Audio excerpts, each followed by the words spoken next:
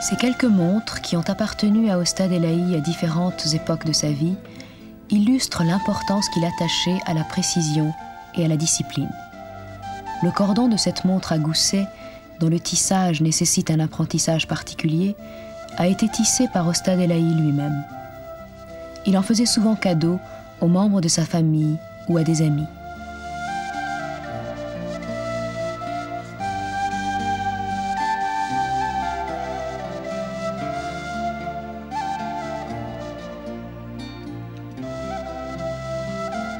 Il tenait également des comptes très précis. Il était particulièrement soucieux de ne pas oublier les dettes qu'il aurait éventuellement contractées envers quelqu'un. Ses livres de comptes lui servaient ainsi d'aide-mémoire. Modèle de clarté et de simplicité, le testament d'Ostad Elahi devait permettre à sa famille de régler ses affaires sans difficulté et sans léser quiconque après sa disparition. Ici, un acte de donation.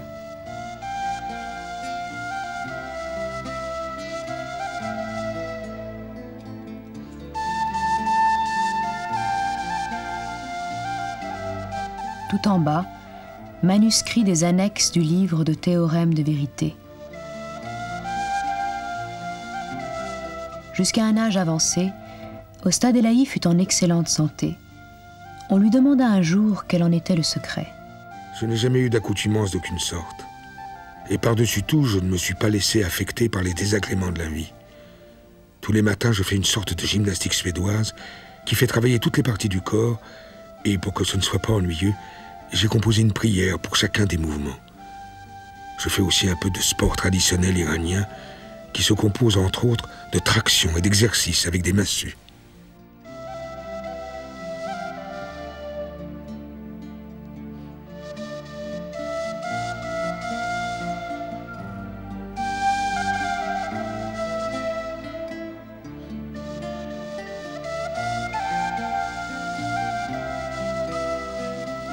Sur cette enveloppe, un dessin d'Ostad Elahi.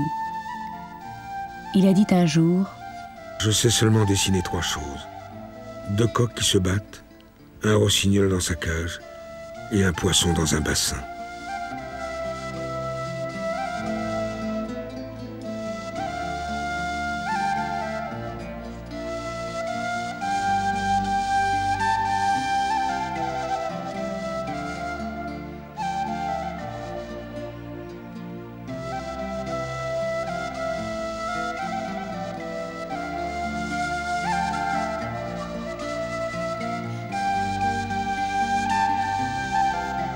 Sur ce mur, quelques paroles d'Ostad Elahi.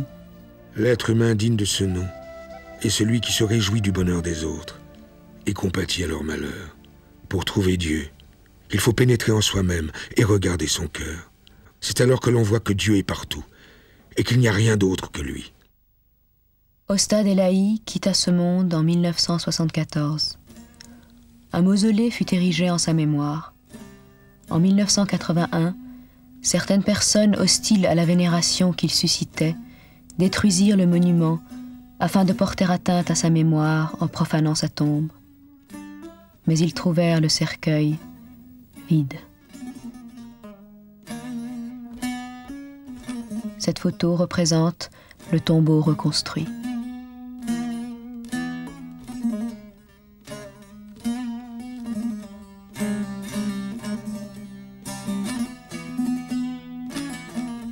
Comme pour les 2 espaces précédents, un film retrace les étapes de cette période de sa vie.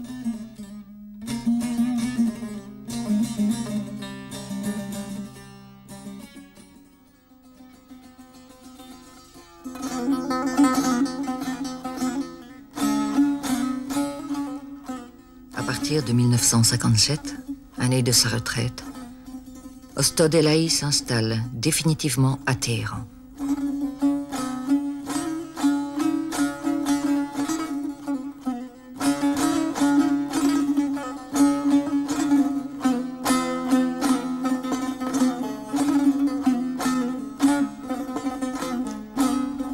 On le voit ici, au sein de sa famille.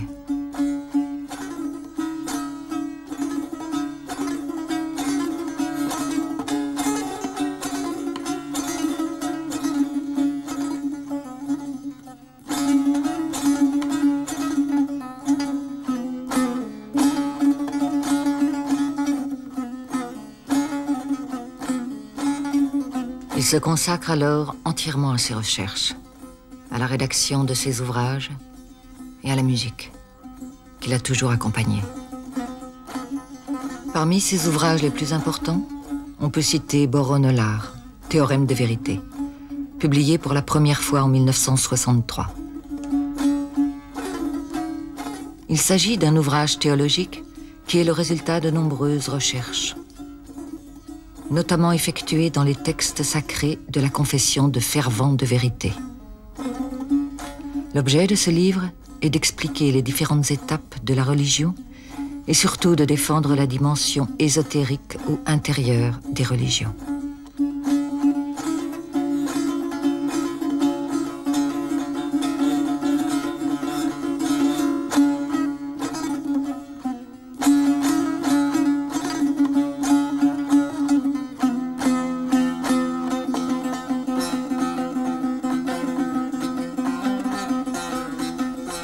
Quelques années plus tard, il publie Marifat ol-Ruh, Connaissance de l'âme, dans lequel il expose les différentes étapes que doit parcourir l'âme jusqu'à sa perfection.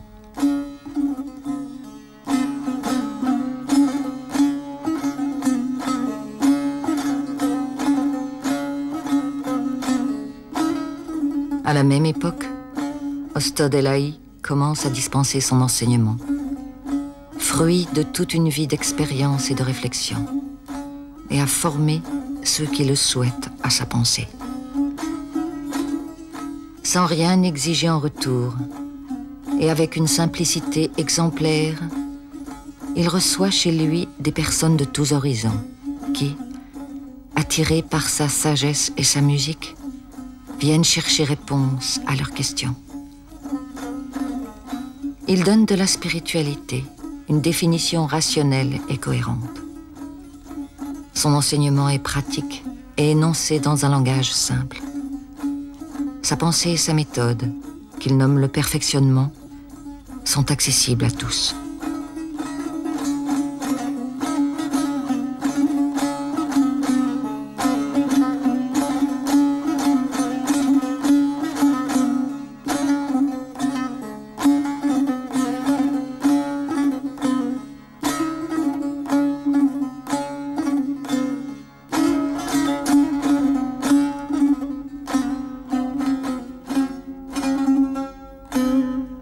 Très peu de temps avant son décès, Ostod Elahi avait dit « J'ai vu que je n'avais pas de dernière volonté, si ce n'est qu'on m'enterre dans un coin. Je n'ai plus aucune attache dans ce bas monde, et je suis prêt à répondre à l'appel de Dieu. » Il quitta ce monde le 19 octobre 1974. Un mausolée s'élève à l'emplacement de son tombeau. Lorsque je vous dis toutes ces choses, mon intention n'est pas de raconter des anecdotes, mais de transmettre un savoir. Tant que je n'ai pas mis quelque chose en pratique, il est impossible que je le conseille aux autres. Je ne dis rien que je n'ai examiné à fond. Je n'ai imité personne. Ma pensée est le résultat de mes propres découvertes et de mes propres expériences. J'ai résumé la quintessence des fondements de toutes les religions en quelques mots que j'ai laissés à ceux qui veulent parcourir la voie de Dieu. Toute ma vie durant, lorsque je ne savais pas quelque chose, je n'ai jamais eu honte de le reconnaître. Et dans tout ce que j'ai dit, je me suis efforcé de faire en sorte que ma parole soit juste. J'avais une passion pour la philosophie et la sagesse, et je les ai étudiées. J'ai également étudié et parcouru, autant qu'elles doivent l'être, les étapes du cheminement spirituel et de la mystique, qui constituent la substance essentielle de tout.